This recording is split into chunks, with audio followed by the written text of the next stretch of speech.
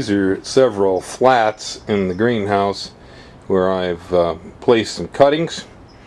And so we have some California native mimulus, the orange monkey flower in here, and I've got some Salvia gregii, one of the Mexican autumn sages over here in this flat, all grown from cuttings. They've been in here a little too long. A lot of them are really getting big. It's time to take them out of here, bring them out to the potting bench, and start to put them up in 1-gallon pots.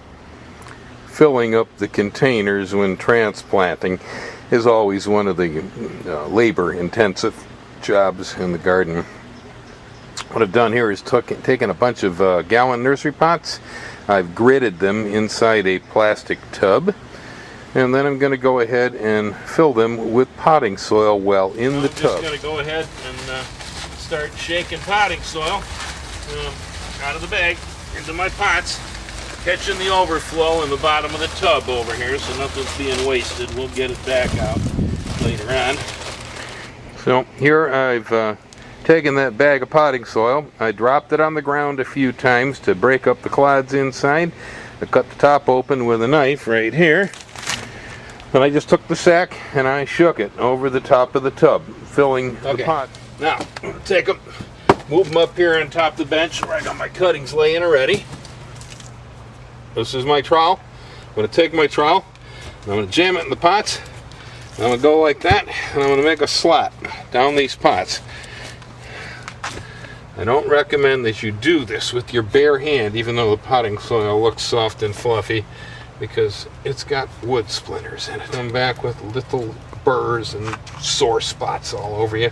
This stuff's got bat guano probably, and maybe chicken poo-poo in it too. And so, you know, inoculating yourself with wood splinters and chicken poo-poo, not a good idea. You should take about a tablespoonful of time-release fertilizer and put it into every one of these holes. You'll notice I'm measuring perfectly here with the automatic measuring device that I was born with, called a hand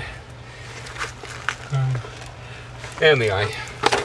I cook the same way. It drives others crazy when they ask me how I made that. There we go. Now I brought a flat full of Mimulus aurantiacus, the California sticky orange monkey flower, out of the greenhouse. It looks like I got some Galvesia in here too, the island snapdragon bush, Yerba Buena, our native mint. It is growing in this little plug here of peat moss and foam. These work really slick. You'll see here the peat moss germinated on top, so I even have a moss farm going on here. The spores were in there. These are called Q-plugs. They're made by iHort. And you're going to ask me when you see them, where do you get those from? You got to get them from iHort, and it's a industrial commercial grade thing, and so you're going to have to buy them by the cases. Use a seed starting mix perhaps instead for your cuttings like this one right here. Easier to get at the local garden stores.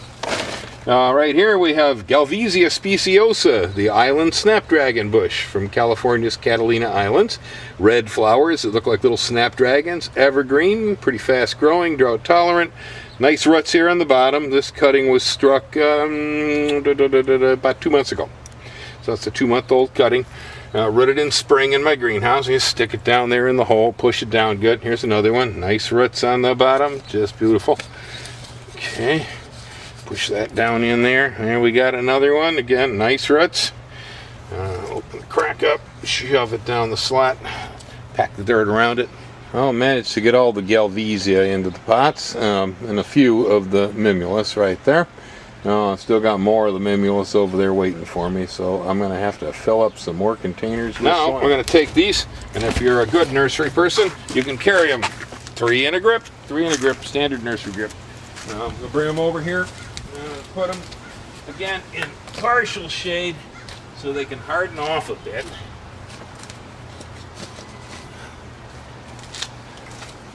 And here's Bill working hard again as usual.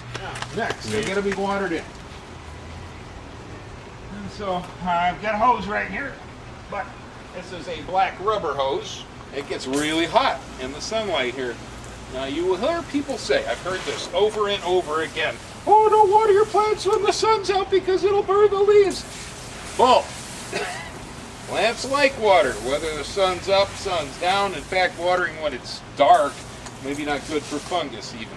But what does happen is this rubber hose sitting out in the sun, it's been laying there and there's water in the hose. The water in the hose could reach 180 degrees, which is enough to cook any poor little plant. And so if you just walk over to your plants and go, oh, my plants need a drink, open fire, 180 degree water, boil them little suckers in the pot, you know. If it was spinach, you could take it in and eat it later. So run the hose a little bit, test it with your hand to make sure that the water is cool enough for your little plants. Life's tough enough for these guys in my garden. If I have to go ahead and cook them before I ever even plant them by not cooling down the hose first. And they're really very important little things. Tiny things, but cool off your hose water. There we go. Got them all watered in. I got another flat over in the greenhouse that I've got to tend to, but we'll get to that later. That should be enough to kind of get you started. If you have cuttings, you've been following the videos, and you want to know what do you do with them next, because people have been asking me, what do I do with my cuttings when they're rooted? That's what you do. Okay. Now I'm going to grow these up here, probably most of them about 2 months. It's going to take about 2 months for most of these to root into these containers properly, so that they'll be ready to transplant either into your garden, or in my case, they'll probably go to a customer's house, whatever, we'll sell them. But it'll be about 2 months from that stage to when most of these are rooted in properly. Happy gardening, make more cuttings.